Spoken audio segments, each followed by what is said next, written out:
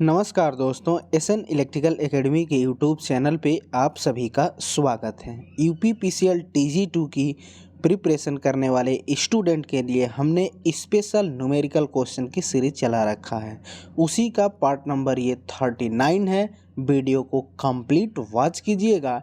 Numerical portion में आपको बहुत कुछ सीखने को मिलेगा। साथ ही साथ वीडियो अच्छी लगे तो वीडियो को लाइक कीजिएगा और अपने दोस्तों में भी शेयर कीजिएगा। जो भी स्टूडेंट चैनल पे पहली बार होंगे प्लीज़ चैनल को सब्सक्राइब जरूर कर लेंगे, साथ ही साथ बेल आइकन को भी प्रेस कर लेंगे। तो चलिए दोस्तों, आज के क्वेश्चनों का आगाज़ किया जाए और आपके स्क्रीन पर फर्स्ट नंबर क्वेश्चन में कहा जा रहा है कि यदि एक 1800 मीटर लंबे तार में 90 ओम प्रतिरोध है तो 300 मीटर लंबा तार में प्रतिरोध क्या होगा। यानी 1800 मीटर L1 का मान है, पहली लंबाई है और इसका रेजिस्टेंस जो है वो 90 ओम है, यानी ये R1 का मान है। इसके बाद कह रहा है कि इस लंबाई को हम क्या कर दे रहे हैं तो 300 मीटर कर दे रहे हैं, यानी L2 का मान 300 मीटर हो गया। तो फिर R2 का मान हमें बताना है। आपने फार्मूला पढ़ा होगा R = रो L/A। यहाँ से हमें जो क्वेश्चन पूछा गया है वो रेजिस्टेंस और लंबाई के रिस्पेक्ट में, यहाँ जो हम फार्मूले में देख रहे हैं वो रेजिस्टेंस और लंबाई में आपस में समानुपात का रिलेशन है। तो हम कह सकते हैं कि R समानुपाती L। अब यहाँ से फार्मूला बनाएंगे तो क्या बनेगा, तो R1/R2 = L1/L2 बन जाएगा। अब देखिए R1 का मान हमें दिया गया है कितना, 90 ओम, तो 90 रख देंगे अपन R2 हमें पूछा गया है तो यहाँ R2 कर देंगे = L1 हमें यहाँ 1800 दिया गया है तो 1800 अपन L2 यहाँ 300 दिया गया है तो ये 300 हो जाएगा।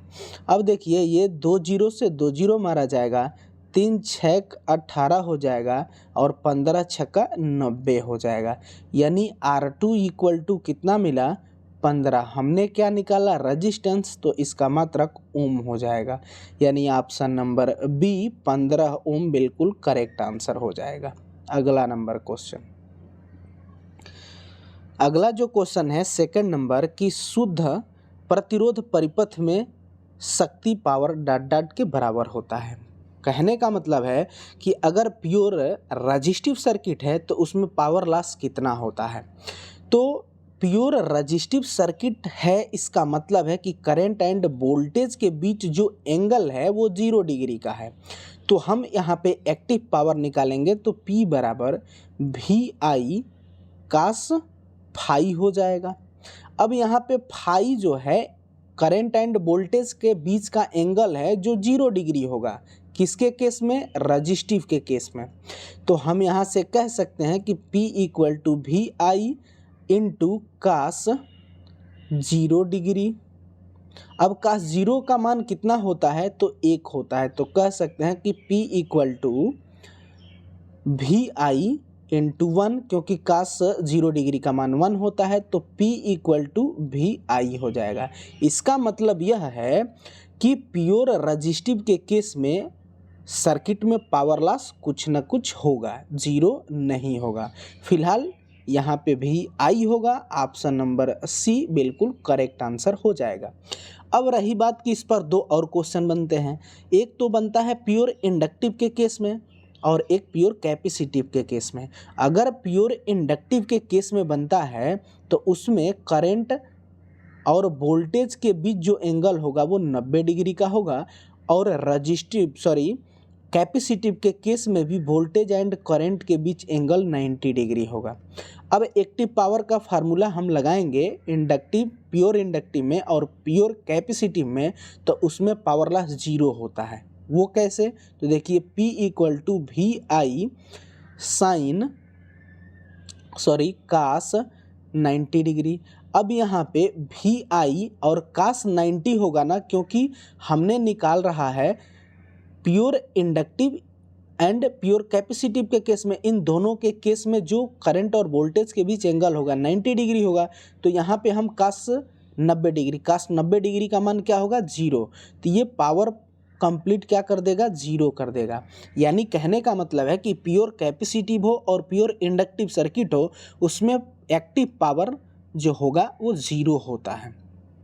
अब इसमें प्योर कैपेसिटिव में होता क्या है, तो प्योर कैपेसिटिव सर्किट में करंट जो होती है वोल्टेज से 90 डिग्री लीड करती है। अब प्योर इंडक्टिव में क्या होता है, तो प्योर इंडक्टिव सर्किट में करंट जो होती है वोल्टेज से 90 डिग्री लैग करती है। उम्मीद करेंगे कि ये सब आपको समझ में आए होंगे। अगला क्वेश्चन 3 नंबर, 10 ओम के 4 प्रतिरोध समांतर में जुड़े गए हैं तो कुल रेजिस्टेंस का मान क्या होगा। रेजिस्टेंस जो है वो समांतर में कनेक्शन किया गया है और 10 ओम के रेजिस्टेंस है। अगर इसकी सर्किट को ड्रा करें हम तो कुछ ऐसा इसका सर्किट बनेगा। यह समांतर सर्किट हो गया और यहाँ से हम भी वोल्टेज की सप्लाई दे दिए। अब ये कह रहा है कि प्रत्येक जो रेजिस्टेंस है वो 10 ओम का है, ये भी 10 ओम का है, ये भी 10 ओम का है, ये भी 10 ओम का है, ये भी 10 ओम का है। तो इसका टोटल रेजिस्टेंस क्या होगा।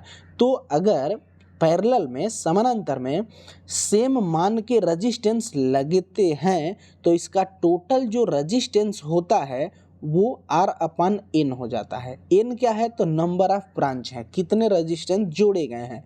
यह फार्मूला तभी अप्लाई होता है जब रेजिस्टेंस के मान सेम होते हैं।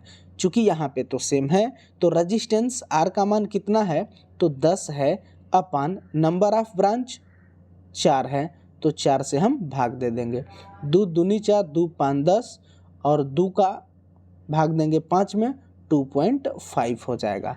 2.5 ओम कंप्लीट इसका आंसर होगा। ऑप्शन नंबर डी बिल्कुल करेक्ट आंसर हो जाएगा। हालांकि इस प्रश्न को आप दूसरे तरीके से भी कर सकते हैं।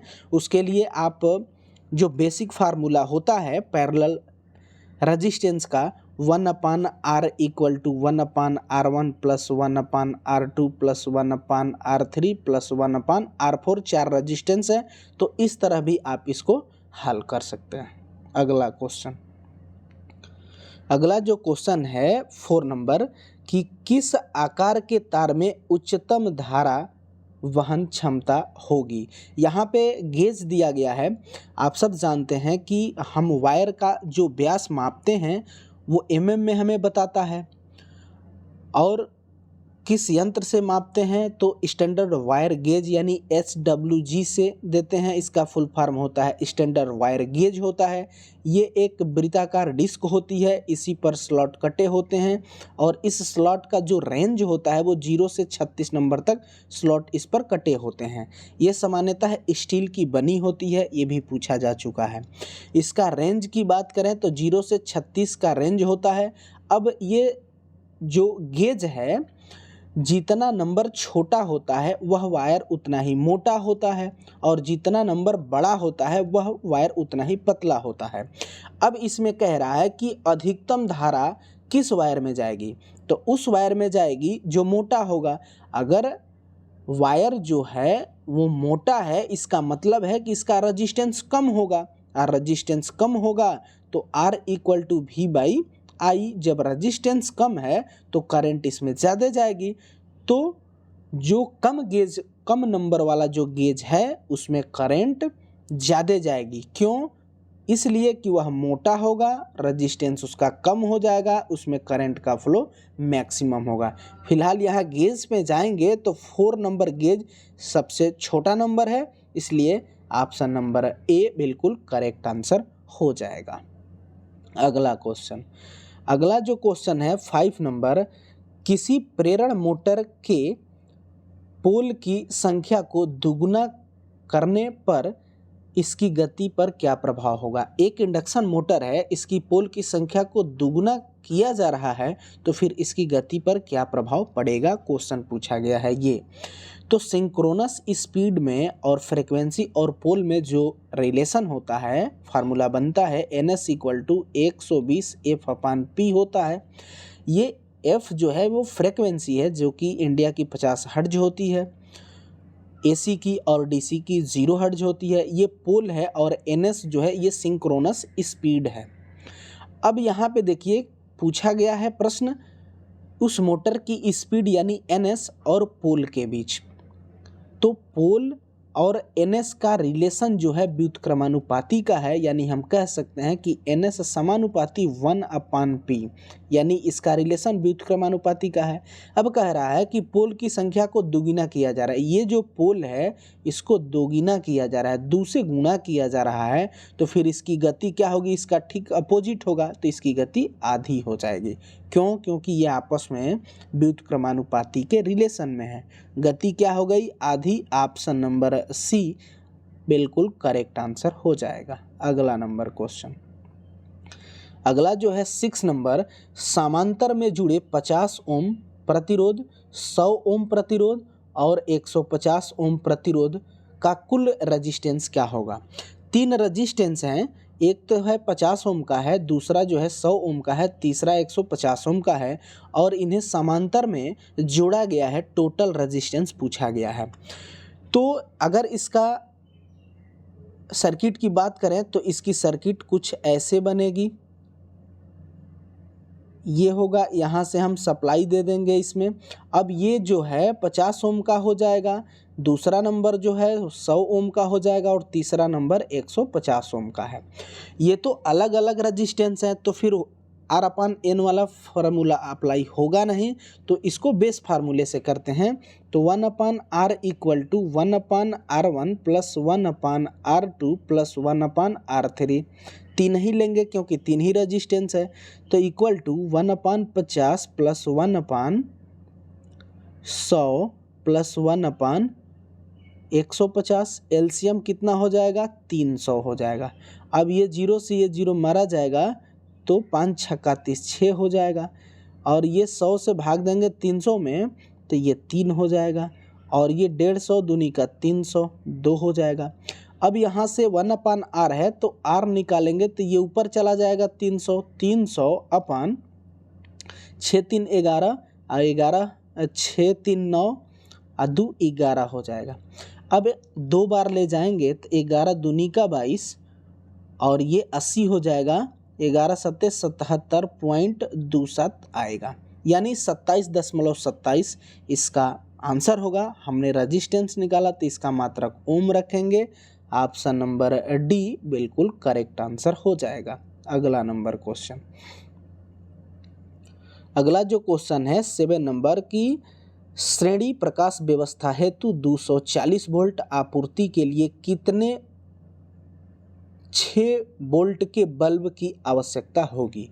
क्वेश्चन कहा गया है कि 240 वोल्ट की सप्लाई है और 6 वोल्ट के बल्ब का कनेक्शन किया जा रहा है, तो वो बल्बों की संख्या क्या होगी, संख्या पूछा गया है।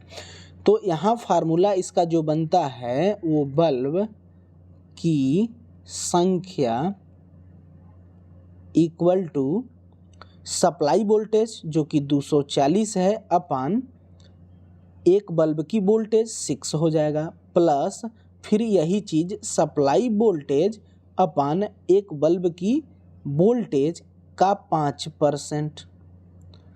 अब यही कैलकुलेशन होगा, आपका आंसर होगा। जो वोल्टेज और एक बल्ब की वोल्टेज है उसका 5% जोड़ना पड़ता है। तो देखिए यहाँ से 6 × 4 = 24, ये 40 हो जाएगा, प्लस ये 1 0 से 1 0 मारा जाएगा, और 6 × 4 = 24 हो जाएगा, और 4 × 5 = 4 × 5 = 20 हो जाएगा, और 1 0 से 1 0 मारा जाएगा तो यहाँ क्या मिला, 2 मिला, अर्थात 42 बल्बों की आवश्यकता पड़ेगी। ऑप्शन नंबर सी बिल्कुल करेक्ट आंसर हो जाएगा। अगला नंबर क्वेश्चन, अगला जो है 8 नंबर की 3 phase squirrel cage induction motor के लिए अंगूठे के नियम यानी थंब रूल के अनुसार पूर्ण भार धारा ... के रूप में जानी जाती है। 3 phase squirrel gauge induction motor है, इसकी फुल लोड करंट पूछा गया है कि फुल लोड करंट क्या होगी। तो इसमें 3 फार्मूले आते हैं। एक तो होता है full load current. Full load current जो होती है वो HP का 1.5 गुना होता है। ये एक हो जाता है। इसके बाद पूछा जाता है स्टार्टिंग करंट।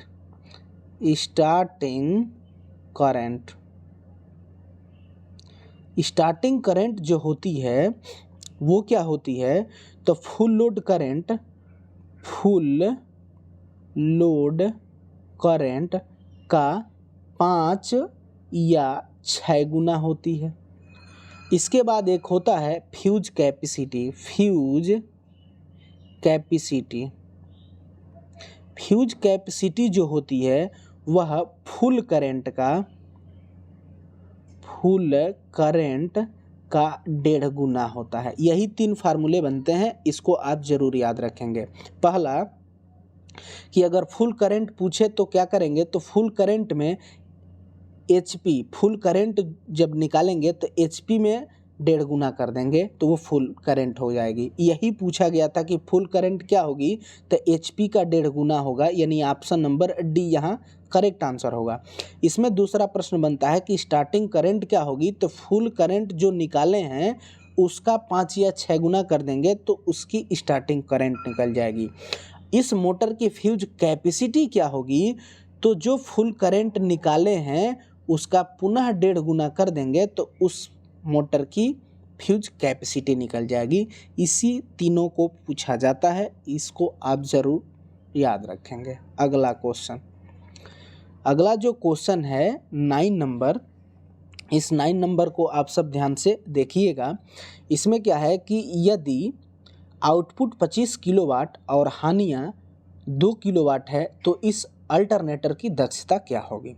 यहाँ साफ साफ लिखा गया है कि आउटपुट जो है वो 25 किलोवाट है और हानियाँ जो है वो 2 किलोवाट है।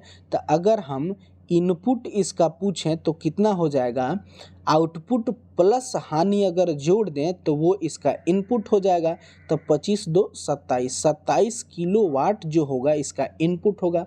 अब इसकी इफिशियंसी निकालेंगे तो दक्षता equal to output upon input into 100 हो जाएगा।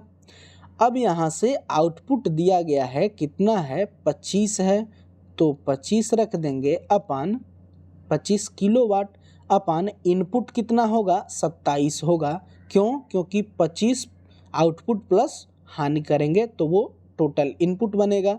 तो 27 किलो वाट हो जाएगा इंटू परसेंटेज 100 हो जाएगा। ये किलोवाट से किलोवाट मारा जाएगा। अब क्या हो गया कि 25 पर ये 00 अपन 27 हो जाएगा। जब इसमें आप भाग देंगे तो जो भागफल आएगा वह 92.59% आएगा, यानी ऑप्शन नंबर डी बिल्कुल करेक्ट आंसर हो जाएगा। अगला नंबर क्वेश्चन बेहतरीन क्वेश्चन है, आप सब इसको जरूर ध्यान से देखेंगे। यदि 240 ओम प्रतिरोध की 82 पिकोफैरेड के धारिता के साथ श्रेणी में संयोजित किया जाता है तो साधारण पैसिव हाई पास फिल्टर की कट ऑफ फ्रीक्वेंसी क्या होगी। हाई पास फिल्टर जो होता है उसकी कट ऑफ फ्रीक्वेंसी पूछा गया है। इसमें जो रेजिस्टेंस जो दिया गया है वो कितना है, 240 है। ये थोड़ा सा मिस्टेक हो गया है, टाइपिंग मिस्टेक है, 240 किलो ओम था, इसको याद रखिएगा, करेक्ट आप सब जरूर कर लीजिएगा। किलो ओम है 240। अब इसमें धारिता का जो मान है वो 82 पिकोफैरेड है। अब इस हाई पास फिल्टर की कट ऑफ फ्रीक्वेंसी पूछा गया है। हाई पास फिल्टर की कट ऑफ फ्रीक्वेंसी जो होता है 1/2 पाई FRC होता है। अब यहाँ से क्या करेंगे कि यहाँ से जब इसका हम कैलकुलेशन करेंगे तो क्या बनेगा, फ्रीक्वेंसी कट ऑफ फ्रीक्वेंसी है 2 पाई RC होगा, F नहीं होता है, sorry, F equal to 1/2 pi RC होता है। अब क्या करेंगे कि 1/2 इंटू पाई का मान 3.14 इंटू रजिस्टेंस का मान 240 किलो ओम होगा। क्योंकि यहाँ टाइपिंग मिस्टेक है, आप करेक्ट कर लीजिएगा। किलो यानी 10 टू दी पावर 3 कर देंगे किलो के बदले में, इनटू सी का मान देखिए 82 पिको फेरेड है, तो ये 82 इंटू 10 टू दी पावर -12 हो जाएगा। पिको फेरेड हो गया, मान सबका हमने पुट कर दिया। अब इसको जब और आगे हल करेंगे तो इसको हम क्या लिख सकते हैं वो देखिए। अब F इक्वल टू अगर इसको हम लिखें, इस 12 को ऊपर लेके चले जाएंगे, तो जब ऊपर लेके जाएंगे तो वह 12 में से 3 माइनस हो जाएगा पावर, तो 9 हो जाएगा। यानी हम लिख सकते हैं कि 10 to the power 9 upon 2 into 3.14 into 240 into 82 हो जाएगा। अब क्या करेंगे कि इस पॉइंट को हटाएंगे तो ऊपर में 2 जीरो बढ़ा देंगे। अब आप 1 जीरो से 1 जीरो कटा दीजिए और 2 5 10 कर दीजिए, 5 हो गया। अब इसको हम क्या करते हैं कि 5 पर अगर 9 जीरो बढ़ा देते हैं, 2 2 4 2 6 2 8 और 1 9, 9 जीरो अपान 314 इंटू 24 इंटू 82। अब इतने से जब आप भाग देंगे तो जो भागफल आएगा वो कितना आएगा, तो वह 8091.2 आ जाएगा। अब इसको ऑप्शन के अकॉर्डिंग करेंगे तो पॉइंट तो यहाँ है, अब इसको 3 अंक और खिसकाएंगे तो क्या हो जाएगा, तो 8.0912 किलो हर्ट्ज हो जाएगा। अब यही चीज़ ऑप्शन नंबर बी में दिया गया है 8.087 हर्ट्ज, यानी ऑप्शन नंबर बी बिल्कुल करेक्ट आंसर हो जाएगा। इसका कैलकुलेशन ज़रूर आप मैच आउट कराइएगा, क्या वास्तव में आप सबका भी इतना आ रहा है। तो दोस्तों इस वीडियो में हम इतना ही क्वेश्चन को रखते हैं। वीडियो अच्छी लगे तो वीडियो को लाइक कीजिएगा और प्लीज़ आप सब वीडियो को ज़्यादा से ज़्यादा शेयर कीजिएगा।